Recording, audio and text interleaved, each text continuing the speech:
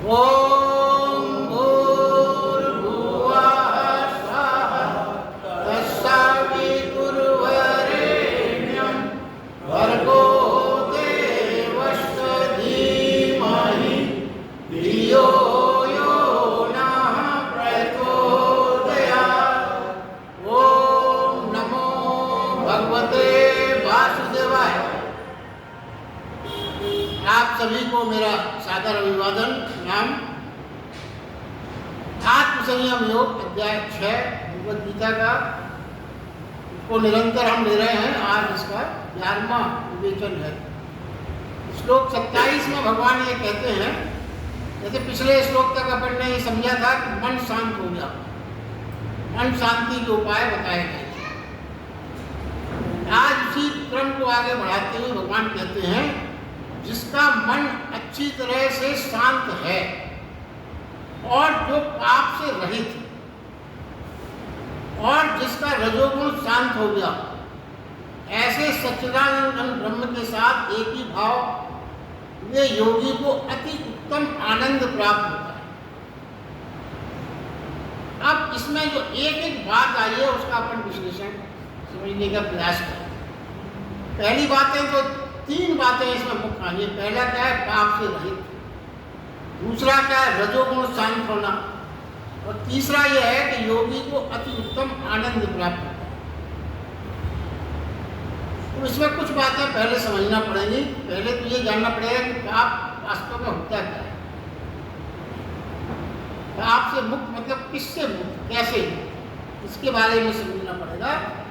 क्योंकि देखिए, पाप तो कई तरह के होते हैं। पाप शारीरिक पाप, मानसिक पाप, आत्मिक पाप, ये सब कुछ जो कुछ भी आप, इससे पापों की श्रेणी अलग अलग बनाई जाती है। शारीरिक पाप, कुछ ऐसी अवांछनीय चीज़ें अगर आप ग्रहण कर रहे हैं जो शरीर को नुकसान पहुंचा रही हैं, तो वो शरीर के प्रति आपके द्वारा पाप है। यदि आपने कोई विचार किसी के बारे में कुछ के भले ही कृत्य के रूप में न किया, वो उचित नहीं है, वो विचार एक पाप हो गया। ईर्ष्या, द्वेष, एक दूसरे के प्रति तमाम तरह की हिंसा के भाव करना या प्रकट करना, ये आत्मा को कष्ट पहुंचाना, आत्मिक। इस तरह से कई तरह के पाप। तो इसको समझने के पहले एक बात ये देखेंगे, जो लास्ट में बात आई है, अति उत्तम आनंद को प्राप्त होता है।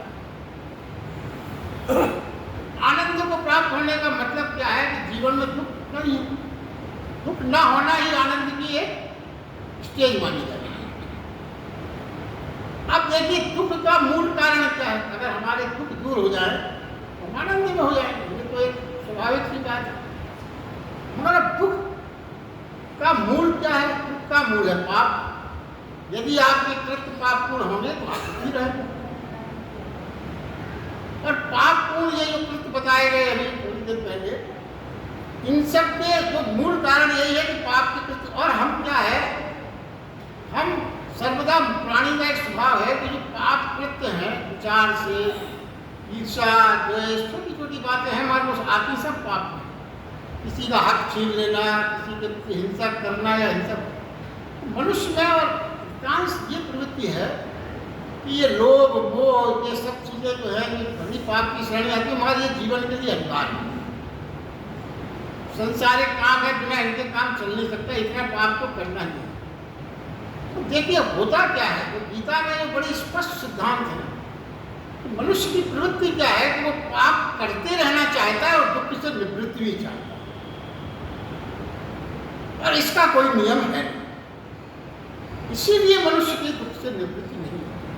हम पापों से निवृत्ति के बारे में तो सोचते ही नहीं है, उसको तो हमने नॉर्मल मान लिया। और देखिए, जीवन में जिन चीज़ों को नॉर्मल मान लेते हैं ना, उनको फिर दूर करने के लिए हमारी उत्सुकता ही खत्म हो जाती है।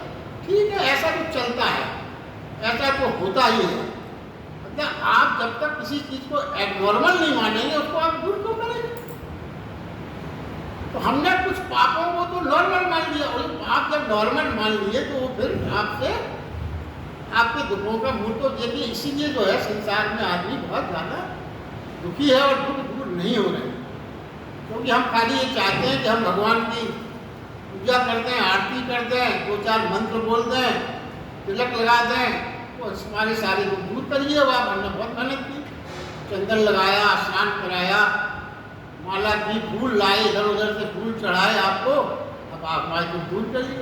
ऐसा कोई नियम नहीं। अब बेचारे पाप के देखिए फिर क्या है, अब देखिए पाप के अनेक रूप हैं, वो अभी बताएगा।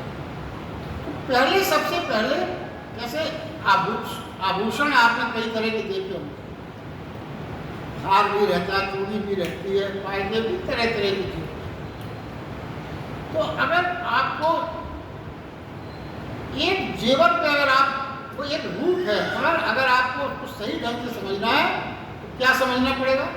सोने को समझना, गोल्ड को समझना। खाली एक आभूषण से आप पूरी बात नहीं समझ सकते। समझने के लिए कहाँ जाना पड़ेगा? किस चीज को समझना पड़ेगा? गोल्ड को समझना।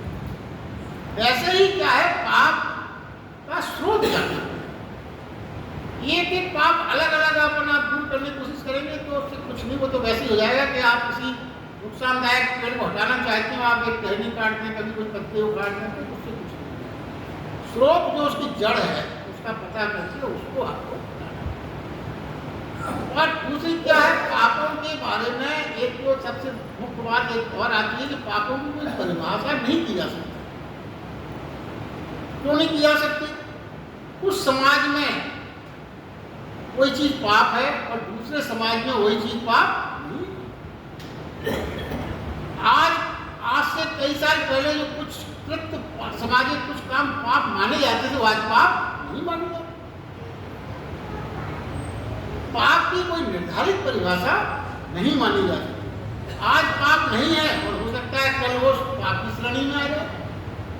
तो पाप के मूल को समझ लें तभी पाप से बचा जा सकता। एक तो ये पूरा तरह से सिद्धांतिक बात है।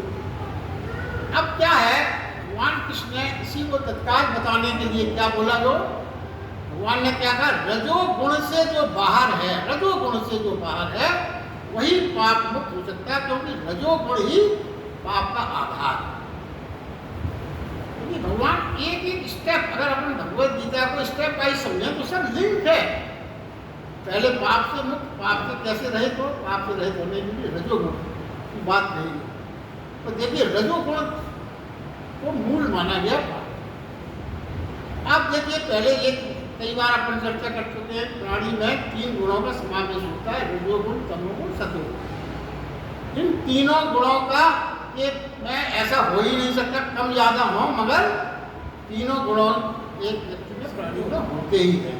परसेंटेज कभी सतों की बढ़ जाएगी, कभी रजों की, कभी तमों की। 100 का जोड़ जरूर रहेगा। 100% का अगर आप जोड़ माने तो घटा बड़ी हो सकती है, मगर रहेंगे वो निश्चित।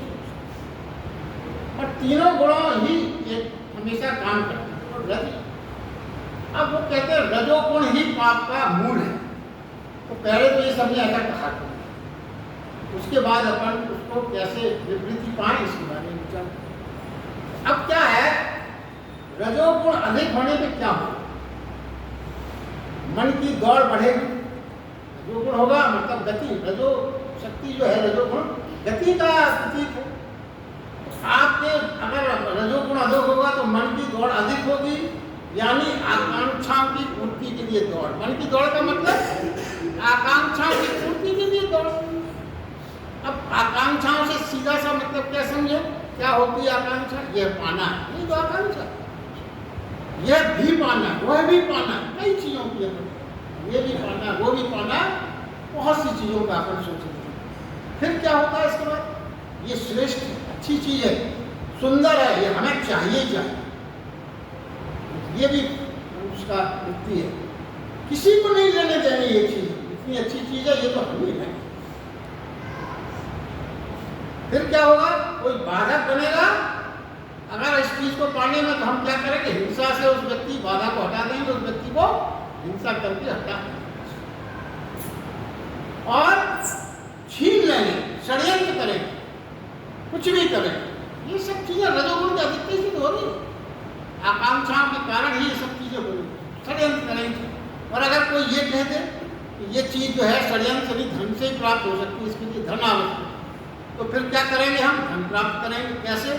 फिर हमें जरा भी हिचकिचाहट नहीं होगी क्योंकि हमें चीज़ को पाना है, धन की आवश्यकता है, तो फिर प्राणी को चाहे चोरी करना पड़े, चाहे रिश्वत लेना पड़े, चाहे ठगी करना पड़े, चाहे मिलावट करना पड़े, कुछ भी करना पड़े, क्योंकि उसकी आकांक्षा उस वस्तु को पाने की इतनी तीव्र है कि धन पाना उसे बहुत आवश्यक है, तो कुछ भी करने में परहेज नहीं है। ये सब क्यों हो रहा है? रजोगुण की अधिकता, यानी हिंसा, चोरी, धूर्तता, सब पाप करना हुई, और इसकी जननी कौन हुई? जननी हुई रजोगुण की अधिकता। इसीलिए ये कहा गया कि रजोगुण की अधिकता ही पाप का मूल कारण है। अब देखिए, अब इसको दूसरे ढंग से सोचो। रजोगुण की को इतना बनाया गया कि सब पाप का कारण है, तो क्या क्या रजोगुण को शून्य कर दिया?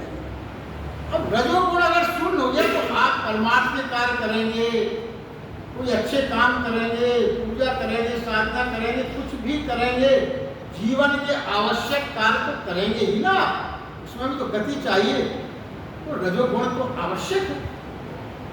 इसका मतलब ये हुआ कि रजोगुण बिल्कुल शून्य नहीं, भगवान कह रहे हैं। फिर रजोगुण का महत्व तो अपनी जगह है। वो ये कहते हैं कि रजोगुण, जैसे आप इस तरह समझें कि कोई तराजू है, आपने उसमें दोनों तरफ कुछ नहीं रखा, तो पढ़ ले दोनों बैलेंस। अब एक तरफ यदि आपने कुछ रख दिया, फिर भी आप चाहोगे पढ़ ले बैलेंस में है, तो दूसरी तरफ आपको कुछ बांट रखना पड़ेगा। अब क्या है? अब भी बैलेंस है, पहले भी बैलेंस था, मगर दोनों बैलेंस में फर्क। इसी प्रकार रजोगुण शून्य का मतलब ये नहीं है कि पढ़ ले खाली कर दो आप बिल्कुल ना, रजोगुण तो रहेगा, मगर अब उसको बैलेंस करने के लिए जैसे तराजू पे बांट रखने की बात कही गई, वहां क्या करना पड़ेगा? वहां तमोगुण का, तमोगुण में कितना, उतना ही जो उतने रजोगुणों को बैलेंस कर सके। ये देखिए बहुत साधारण सी गणित है, थोड़ा इसको समझने में थोड़ा सा चेतना चाहिए, थोड़ा सा आप समझे क्या गलत है, बिल्कुल सरल है। तो रजोगुण उतना ही चाहिए जितना तमोगुण उसको बैलेंस कर सके, और उतना रजोगुण को होना ही चाहिए। जैसे आप कार चलाते हैं, कार में क्या माना गया? अच्छा उदाहरण दिया गया, एक्सीलेटर दबाया गति रजोगुण मान लिया, ब्रेक दबाया तमोगुण, तो दोनों को बैलेंस करके चलते हैं, दोनों की बैलेंस है तभी कार ठीक चलेगी। मगर इसके ऊपर भी एक बात है, जो रजोगुण की महत्ता शक्ति क्या है, इन सब के ऊपर एक बात और सोचिए, यदि कार में पेट्रोल नहीं हो तो दबाते रहो एक्सीलेटर, क्या होगा? दबाते रहिए, ब्रेक, कुछ नहीं होगा। एक ऊर्जा को चाहिए जो रजोगुण को संचालित करे, उतनी ऊर्जा तो आवश्यक है। तो क्या है? बैलेंस होना चाहिए, और ये जो ठहराव की स्थिति उस समय आती है जो रजोगुण जब आपका तमोगुण से बैलेंस हो जाता है, तो ये दोनों फोर्स में इसको भी रजोगुण की शून्यता कही गई, और यही ठहराव जब जीवन में आता है तो सतोगुण का, सतगुण कब उदय होगा? जब रजोगुण और तमोगुण के बैलेंस हो जाए। जो थोड़े से भी मैथमेटिक्स के विद्यार्थी रहे, जैसे कोई रस्सी खींचे, एक फोर्स उधर लगा, एक फोर्स इधर लगा, तो रस्सी स्थिर तब रहेगी जब दोनों तरफ की खींचने से फोर्स बराबर, तो ऐसा रहेगा रस्सी स्थिर। ये बात कही गई, और वो जो ठहराव की स्थिति है रजोगुण की, वो रिजल्टेंट है, उसी में सतोगुण की उत्पत्ति होती है। इस प्रकार यह है कि ये रज की शक्ति, रज गति की शक्ति है, और बैलेंस दोनों का जब हो जाता है तो सतोगुण का उदय होता है। अब ये देखिए, अब ये भी जाने कि रजोगुण क्यों बढ़ सका। कभी कभी रजोगुण क्यों बढ़ जाता है कि तमोगुण उसको रोक नहीं पाया। तमोगुण की कमी, तो तमोगुण की भी अधिक, आप देखिए एक बार और समझे, यदि तमोगुणों की अधिकता हो गई तो वो भी उतनी ही नुकसानदायक है, पाप का कारण वो भी बनेगी। क्यों बनेगी? जैसे मान लीजिए एक पार्क में एक आदमी बैठा है, और पीछे से एक आदमी ने आकर उसको चाकू मार दिया, चाकू से मारा, जैसे आतंकवादी क्या करते हैं, तो व्यक्तिगत दुश्मनी थोड़ी होती, मगर उनमें इतना ज़्यादा रजोगुण बढ़ जाता है कि उन्हें कुछ भी हिंसा करने में। और ये तो एक व्यक्ति हुआ जो रजोगुण की बढ़ने, किसका रजोगुण बढ़ा, जिसने चाकू मारा, वो रजोगुण की अधिकाय से पीड़ित। अब आप सामने बैठे, मगर आपके अंदर इतना तमोगुण अधिक है, किसी भी कारण से हो, कि आपने कुछ नहीं किया, ना उसको रोकने का प्रयास किया, ना कुछ उसको पकड़ने का प्रयास किया, और आप उस समय भी क्या है, उस समय भी यही माना है कि आपका रजोगुण नहीं है, आपकी गति पूरी समाप्त है। तो ये रजोगुण की शून्यता में नहीं आएगा, बल्कि ये किस श्रेणी में आएगा, ये रजोगुण की कभी पाप की श्रेणी में आएगी। अब आप ये कह सकते हो कि भाई उस आदमी ने तो कुछ नहीं किया, जो सामने बैठा था उसने तो कोई पाप नहीं किया, पाप तो उसने किया जिसने चाकू मारा, मगर उसने भी पाप में सहयोग किया। पाप को वो रोक सकते थे, पाप को रोका नहीं, जो पाप को ना रोकना भी पाप को बढ़ाना। हिंसा अगर कोई कर रहा है, उसके प्रति आप अपरोध प्रतिरोध या रिएक्शन नहीं करते हैं, तो अप्रत्यक्ष रूप से आप हिंसा को बढ़ावा देते हैं। तो हिंसा को बढ़ावा देना भी पाप की श्रेणी में। अब देखिए, इस तरह से अगर आप संसार को देखें, तो संसार का वर्गीकरण दिया करें, 4 प्रकार से वर्गीकरण बताया गया। ज्ञानी और अज्ञानी दो बातें तो अपन जानते हैं, मगर ज्ञानी कई वर्गीकरण में क्या है, एक वर्ग वो है तो ज्ञानी तो है, मगर वो असक्रिय है, सक्रिय नहीं है। अगर ज्ञानी सक्रिय नहीं है, तो उस ज्ञानी की वजह से समाज को कोई लाभ नहीं होने वाला, और वो ज्ञानी सक्रिय ज्ञान है भी उसके पास, ये भी कोई पता नहीं चलता, या खाली विचार ही कर रहा है, वास्तव में है या नहीं, कुछ नहीं मालूम चलेगा। क्यों? क्योंकि वो निष्क्रिय है। दूसरे तरह के प्राणी वो हैं जो अज्ञानी है और असक्रिय। अज्ञानी अगर असक्रिय है तो उसकी वजह से भी संसार को कोई नुकसान नहीं होता। ज्ञान है उसका, वो अपना अपना करता रहे, जो करने, मगर समाज को, समाज को उससे कोई नुकसान नहीं। तीसरा वर्गीकरण किया गया है, ज्ञानी है और सक्रिय है। तो संसार को यदि कोई भला कर रहा है और संसार को जो मार्ग दिखा रहा है, आप इतिहास उठा के देख लीजिए, मार्ग उन्हीं ने दिखाया, उन्हीं ज्ञानियों ने दिखाया जो परम ज्ञानी थे मगर सक्रिय थे। तो चौथा जो कैटेगरी बताई गई है, अज्ञानी है मगर बहुत सक्रिय है। तो आज आप मानिए, अज्ञानी यदि सक्रिय हो गया समाज में, तो समाज का पलटाठार कर देगा। और आज दुर्भाग्यवश विश्व में 90% अज्ञानी ही सक्रिय है।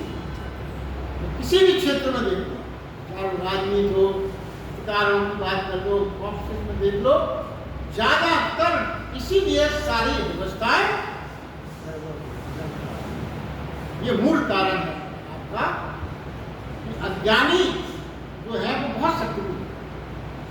इसी प्रकार जो बताया, अब आगे क्या कहते हैं अपने श्लोक में, पाप से रहित हुआ प्राणी। एक लाइन भगवद गीता की अगर आप लिंक करके समझे, बहुत आनंद है। पाप से रहित की बात तो हो गई, रजोगुण की बात खत्म हो गई। अब आगे बढ़ते हैं, वो कहते हैं पाप से रहित हुआ प्राणी आत्मा को सदा परमात्मा में लगाता हुआ परमानंद को प्राप्त होता है। अब इसका मतलब क्या हुआ, आत्मा को परमात्मा में लगाता है। इसका मतलब एक बात ये भी हो गई कि आत्मा को परमात्मा के अतिरिक्त भी नहीं लगाया जा सकता। आत्मा को यदि आपने परमात्मा में लगाया तो हो गया पुण्यकार हो गया। और इसी आत्मा को यदि आपने पदार्थ में लगाया तो उल्टा हो गया। सीधा सा गणित है। आत्मा को पदार्थ में लगाना पाप हुआ और आत्मा को परमात्मा में लगाना हुआ पुण्य हुआ। अब आप देखिए और सोचिए, आत्मा को हम पदार्थों में न लगाएं तो संसार में रहेंगे कैसे? क्योंकि पदार्थों से तो हम घिरे हैं चारों तरफ। और भगवान कृष्ण तो कभी संसार से छोड़ के जाने की बात ही नहीं कही, हो किसी संसार में रहो। अब क्या है, तो इसकी मूल बात को समझा रहे हैं, तो इस पर चिंतन करना है, क्या पदार्थों में आत्मा को लगाए बिना उसका उपयोग किया जा सकता है क्या, ये विचार है। पदार्थों का उपयोग भी आप करें और आत्मा को उसमें लगाएं भी ना, क्योंकि पदार्थों का होना तो संसार में आवश्यक है, बिना पदार्थों के तो संसार में हम और आप रह ही नहीं सकते। तो पदार्थों का यही सत्य गीता में बताया गया बार बार कि पदार्थों का उपयोग किया जा सकता है बिना उसको आत्मा में लगाए, यही योग की कला है। देखिए बहुत से कंफ्यूजन है, वो कहते हैं पदार्थों का उपयोग अनासक्ति भाव से करना, यही तो योग है। अब योग को आदमी तरह तरह से डिफाइन करता है, ये है वो है। देखिए अगर आपका पदार्थों से आसक्ति यथावत है तो योग का कोई मतलब ही नहीं है, वो कला तो योग सिखाती है। मूल बात जब तक हम उसको न समझेंगे, इसीलिए योग का फायदा नहीं होगा, तो ज्ञान योग का फायदा नहीं होगा। क्या है पदार्थ का, अब क्या है पदार्थ अगर है तो पदार्थ का तो सारा संबंध, जितने भी पदार्थ हैं उनका संबंध सिर्फ शरीर से है, आत्मा से पदार्थ को क्या लेना देना।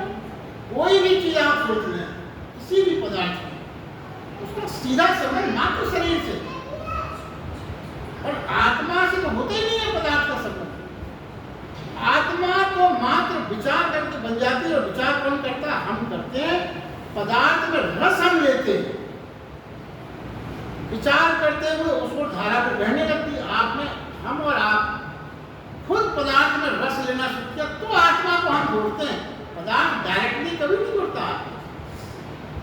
अब क्या हुआ, रस नहीं, अगर आप रस ना लें परमात्मा की ओर, रस में तो रस धारा वहां बहेगी परमात्मा की ओर।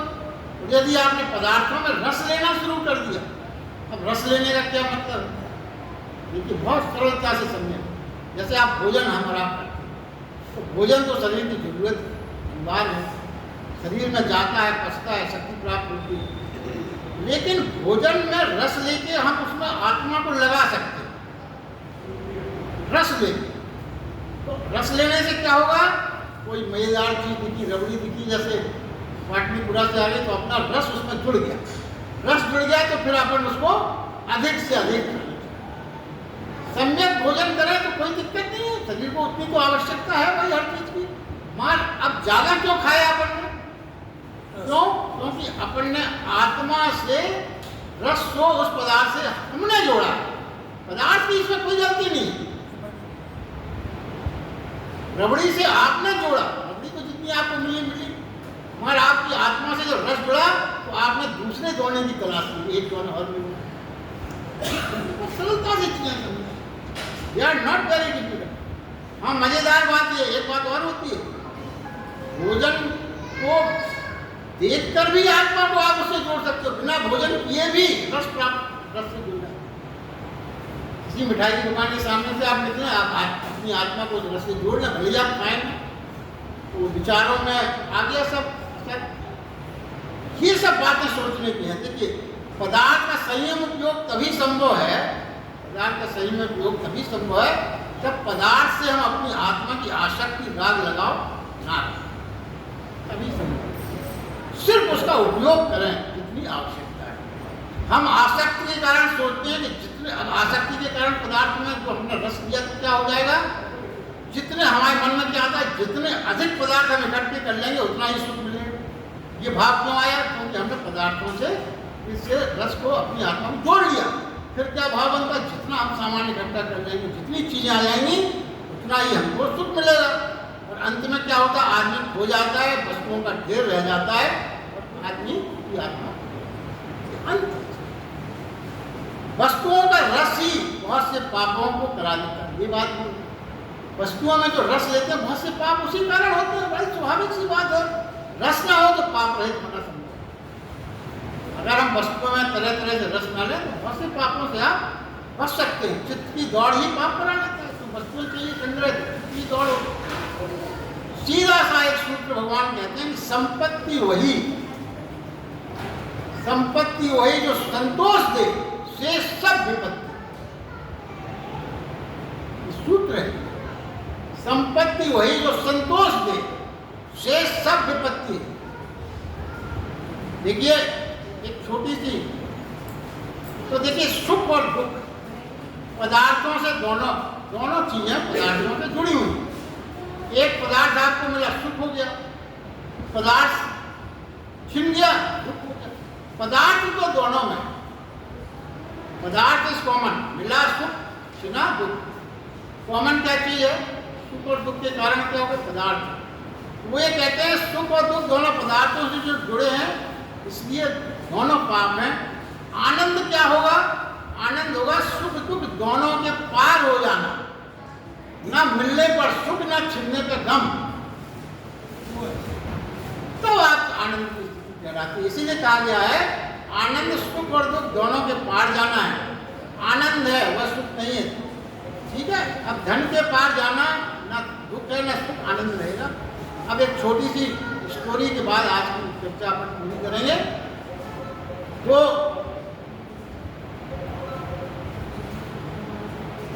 साधक थे, दो शिष्य थे गुरु के, तो बड़ी बहुत यात्रा करने के बाद अपने गुरु के पास वापस आए। दोनों के पास सामान में जैसी रहती, शिष्यों के पास एक पोटली थी, थोड़ा बहुत सामान दे दी, उसका बहुत करना था। और काफी लंबी यात्रा थी, वापस जा रहे थे, कहीं किधर रुकना भी पड़ता था।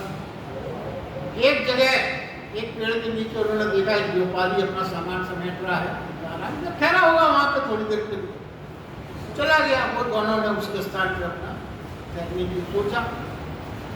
दूसरा जो एक और दो थे साधक, एक ने देखा तो थोड़ा मेरा हुआ चमक रहा, देखा तो एक मुझे पास गया तो उसने देखा एक सोने की ईंट, जो व्यापारी के सामान रखते थे, हीरे जवाहरात सोने का व्यापारी था, छूट बड़ा प्रसन्न हुआ। उस शिष्य ने क्या किया, वो सोने की ईंट को उठा के अपनी पोटली में, पहले वाले को नहीं मालूम। अब उसके बाद उसने पोटली को फिर चिपकाए हुए दिखा रहा। सुबह उठा, पोटली को बिल्कुल वो बोला जल्दी ये वो, जब भी को वो एक जगह, फिर शाम होने लगी, वो अपने दूसरा इसके बाद उससे बोला ऐसा करो, जंगल में ठहरना ठीक नहीं है, चोर डाकू चक्के भी आ जाते हैं, जानवर भी आते हैं, पर थोड़ा जल्दी चलो, कोई गांव मिल जाए, गांव में रुके ही सुरक्षित रहे। अब ये नई बात थी, अभी तक वो ये नहीं कहता था, कहीं भी पेड़ की छाया, नदी या पानी व्यवस्था मिल जाती, तो बड़ा अजीब लगा, ये क्या होता है इसको। फिर एक आध बार इसी तरह से उसने देखा कि इसको पेड़ पहले तो छोड़ के चला जाता था, एक दिन रात के वो देखते था, सुबह वो गया थोड़ा, तो उसने पहले शिष्य ने देखा, देखे तो बात क्या है, चलिए जब उसने देखा तो उसने किया ये सोने की, उसने क्या किया, उस सोने की ले जाके पास में कुआं था उसको फेंक दी, और एक बराबर उसी साइज की एक ईंट और थी उसमें रख दिया। अब वो अपना आया दूसरा, हाँ चलो चलो, पोटली उठाई, बराबर था, चल दिया। थोड़ी देर फिर उसने कहा, जैसी रात होने लगी, भाई ऐसा ऐसा गाँव पहुँच जाए, बड़ा खतरा रहता है बाहर इस तरह से। तो उसने पहले शिष्य ने ये कहा, जो खतरा था वो तो फेंक दिया मैंने,